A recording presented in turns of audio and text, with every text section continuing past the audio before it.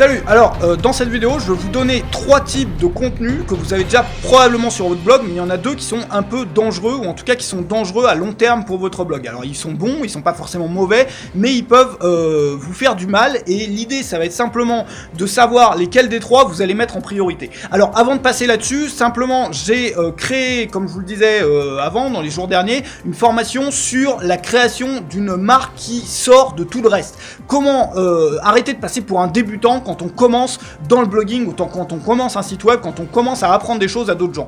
Comment faire en sorte d'avoir un message unique, et plutôt que de commencer en suivant d'autres gens et du coup en se retrouvant un petit peu en position de suiveur et refaire un petit peu la même chose que tout le monde mais en moins bien forcément parce que nous on commence, comment faire en sorte de trouver un angle qui est complètement nouveau et trouver quelque chose de complètement novateur, de se transformer en porte-parole d'une communauté qui n'a pas encore de porte-parole, et d'avoir des gens qui vous suivent dès les premiers articles que vous allez rédiger, qui vont être basés justement sur les grands principes que vous défendez et ceux contre quoi vous luttez.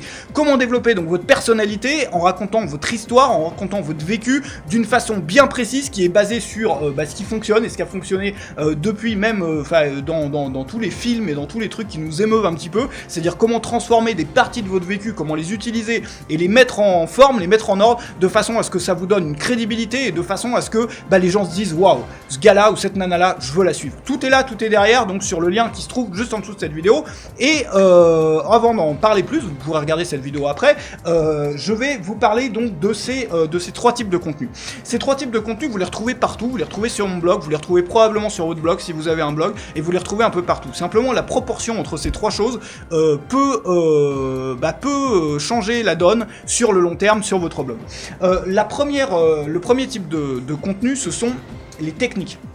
Alors les techniques, c'est par exemple, moi sur mon blog, les techniques ça peut être comment faire un split test, voilà, où je vais filmer mon écran par exemple et je vais vous montrer, ou comment installer ceci ou comment faire ceci avec WordPress. Alors par exemple, on peut imaginer un contenu, et j'en ai fait, où je vais filmer mon écran, je vais vous montrer par exemple un truc sur WordPress. Voilà, c'est très sympa, simplement l'année prochaine, WordPress va avoir une update, une mise à jour, et ma vidéo elle sera obsolète, je pourrais la mettre à la poubelle, et je vais être obligé toujours de créer du nouveau contenu, de développer des nouveaux concepts, parce que peut-être que il y a une époque où WordPress c'était pas le truc. En France par exemple, beaucoup de gens utilisaient .clear et il y avait un autre machin, et WordPress, en tout cas en France, sur le marché international c'est depuis longtemps c'était quand même le gros truc, mais en France ça a mis un petit peu de temps à prendre. Alors peut-être que demain il y aura autre chose que WordPress et que mes vidéos elles vont devenir obsolètes, mais simplement avec les versions, et ça c'est un gros problème pour tous les gens qui créent des formations par exemple sur des logiciels, qui apprennent aux gens comment utiliser Photoshop ou autre chose. Le problème c'est que vos formations, c'est sympa, mais il va falloir prévoir d'en refaire l'année prochaine, l'année d'après, parce que les versions auront changé, et votre truc, de la même manière qu'aujourd'hui on va pas trop vendre un machin sur comment utiliser Windows 98,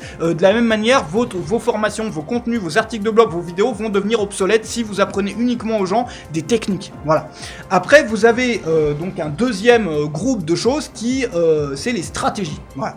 Alors les stratégies, c'est par exemple, moi ce que j'enseigne sur Web Marketing Junkie, par exemple, la stratégie de base, ça va être qu'un blog c'est destiné à capturer des adresses email, et donc on va mettre un formulaire sur lequel, ou dans votre site, l'objectif numéro 1 devrait être de capturer des adresses email, et on va mettre un formulaire, on va utiliser une plateforme d'emailing type Weaver, etc. Et donc après envoyer des mails avec des offres, etc. limitées dans le temps, machin. Ça c'est une stratégie, il y en a plein d'autres des stratégies. Une stratégie, ça dure plus longtemps, mais ça dure pas éternellement.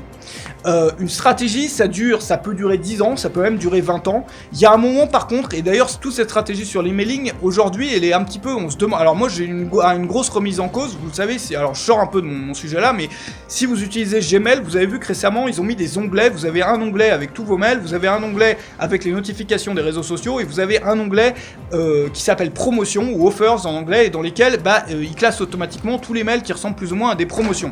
Et du coup tout le monde s'est demandé sur le marché aussi bien francophone qu'américain, qu'est-ce que c'est que ce délire, est-ce que c'est la fin de l'emailing, parce que les gens ils vont plus voir les mails parce qu'ils passent dans l'onglet promotion, est-ce que c'est la fin de l'emailing? Et moi j'ai développé toute une nouvelle stratégie que j'ai d'ailleurs, que j'utilise pas finalement parce que j'ai changé d'avis, je vous explique tout, mais je me suis mis un peu à paniquer comme tout le monde, et je me suis assis à une table, j'ai développé toute une stratégie pour comment continuer sans l'emailing. Voilà. Si l'emailing vient à mourir, comment je fais moi et comment font mes clients, comment font les gens qui me suivent, bref, comment on fait si l'emailing ne fonctionne plus.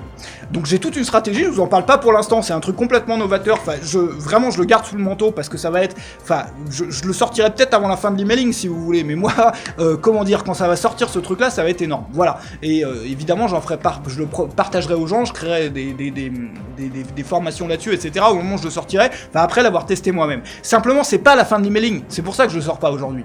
Parce que les gens d'ailleurs, et maintenant selon les premiers tests, et moi ceux que j'ai fait et ceux que certains ont fait, alors faut attendre encore d'avoir plus de volume, eh bien les gens regardent encore plus les emails quand ils sont classés dans promotion que quand ils le sont pas. Parce qu'ils se disent, je sais pas ce qu'ils se disent, hein, mais probablement, bah tiens, je vais cliquer sur promotion, je vais regarder, il y a peut-être des trucs intéressants, j'en sais rien. Mais il se trouve que les gens cliquent encore plus, ouvrent encore plus les emails. Voilà, apparemment, il n'y a pas une différence énorme. Moi, j'ai pas constaté de différence globale, enfin en gros c'est ça. L'idée c'est pour vous dire, c'est tout simplement, donc on a parlé des techniques qui deviennent obsolètes très vite, notamment en termes de logiciels. Si vous apprenez aux gens à utiliser un logiciel, bah, l'année d'après il y a une prochaine version et c'est mort, c'est fini. La deuxième chose sont les stratégies. Les stratégies c'est bien, ça dure plus longtemps. Le problème des stratégies, c'est qu'il y a un moment, forcément, où ça va devenir obsolète. De la même manière que les stratégies marketing direct, publipostage et tout, c'est devenu obsolète au moment où Internet est arrivé. Et que, voilà, maintenant on parle d'emailing, on en parle depuis les débuts d'Internet, il y a un moment probablement auquel, eh bien, l'emailing va peut-être, j'en sais rien, hein, mais peut-être devenir obsolète au profit de quelque chose d'autre. En tout cas, il y a beaucoup de gens qui ont cru que c'était les réseaux sociaux, c'est surtout pas les réseaux sociaux, je pourrais refaire des vidéos là-dessus, parce que les réseaux sociaux sont pas utilisés de la même manière, enfin, je rentre pas là-dedans, sinon on va faire une vidéo d'une demi-heure. Simplement, les techniques obsolètes rapidement, les stratégies obsolètes un peu moins rapidement, ça dure un peu plus longtemps, et puis après vous avez les trucs qui sont éternels, qui peuvent vous survivre, ce sont les principes. Voilà. Les principes, c'est jamais obsolète. Voilà. Les principes, c'est par exemple, bah voilà, je peux vous donner, je sais pas, la diversification par exemple, c'est un principe. Un autre principe, ça va être par exemple de transformer le principe de Seth Godin, Permission Marketing, que j'ai repris un petit peu aussi, c'est que certains appellent inbound marketing, c'est-à-dire au lieu de balancer des produits à la face des gens, d'avoir une première phase où on va se créer un rapport, c'est-à-dire bah voilà, donner des choses gratuitement et faire en sorte que les gens nous connaissent et transformer donc des inconnus en amis, et puis dans une deuxième phase des amis en clients. Ça c'est pas une stratégie, ça c'est un principe. C'est un truc qui, si demain l'emailing marche plus, si internet n'existe plus, si je sais pas, l'électricité n'existe plus, hein, eh bien c'est un truc qui existera toujours. Voilà, parce que c'est basé plus sur la nature humaine. De la même manière, les principes de persuasion, même s'il y a des choses qui changent, les désirs humains sont des choses qui changent pas. Par exemple, le fait que quand il y a quelque chose, quand on a un besoin urgent, précis, et que on a mal et qu'on en peut plus de ce problème et qu'on a une solution en face de nous, plus on est dans le besoin, plus on en peut plus du truc et plus c'est urgent, plus on est prêt à payer cher, parce que plus on va mettre de valeur dans la solution qu'on a en face de nous. Ça par exemple c'est un principe qui est éternel. Voilà.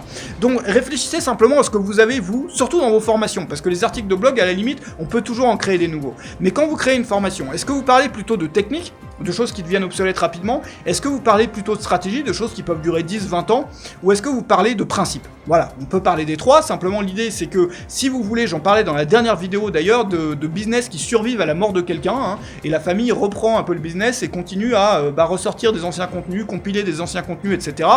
Ça va pas durer longtemps si sont des contenus qui sont basés sur des techniques, parce que voilà, WordPress 1922 ça n'existait pas forcément, mais pour les gens qui arriveront après, ça fera le même effet quand vous parlerez de votre WordPress de 2013. Bon, après c'est pas forcément votre priorité numéro 1 que votre business vous survive, mais simplement c'est un truc qui peut vous donner une visibilité dans les années à venir, notamment ce que j'en parlais aussi dans la dernière vidéo. Si vous voulez transformer votre business en quelque chose de passif qui devient complètement automatique, avec peut-être quelqu'un qui s'occupe juste du support, que vous payez 1 heure, 2 heures par semaine pour s'occuper du support, et puis tout fonctionne de manière automatique. J'en parlais, regardez la dernière vidéo si ça vous intéresse, de ressortir des anciens contenus régulièrement, par exemple d'avoir 1 année ou 2 années type qui va tourner en rotation, année 1, année 2, année 3, avec les statuts Facebook, avec les emails, les machins, les trucs. C'est un truc qui peut se faire, il y a d'autres stratégies aussi, simplement vous n'allez pas pouvoir le faire si ce sont des techniques, parce que les techniques elles ne survivent pas, et les techniques elles vous empêchent d'avoir un business passif automatisé sur le long terme. Voilà.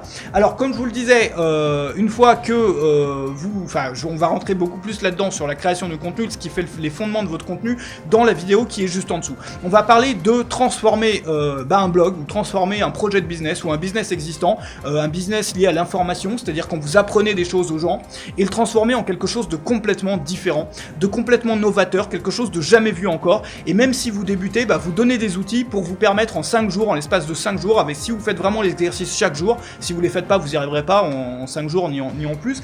L'idée c'est vraiment de faire les exercices, et on va parler de créer votre propre catégorie, on va parler de définir vos principes et de vous transformer en porte-parole d'une communauté qui n'a pas encore de porte-parole, d'avoir des choses contre lesquelles vous luttez, des choses pour lesquelles vous luttez, d'asseoir votre crédibilité avec des techniques pour ça, de raconter votre histoire, de créer votre personnage tel qu'il sera vu par les gens en face, et donc tout est expliqué donc sur la vidéo qui se trouve juste en dessous. Si le sujet vous intéresse, encore une fois, regardez ça aujourd'hui parce que on est encore dans la phase de lancement, et voilà, si vous voulez y accéder de façon moins, enfin voilà, plus comment dire, plus avantageuse, c'est maintenant, et tout se trouve juste derrière ce lien. On se retrouve de l'autre côté. Salut, à tout de suite.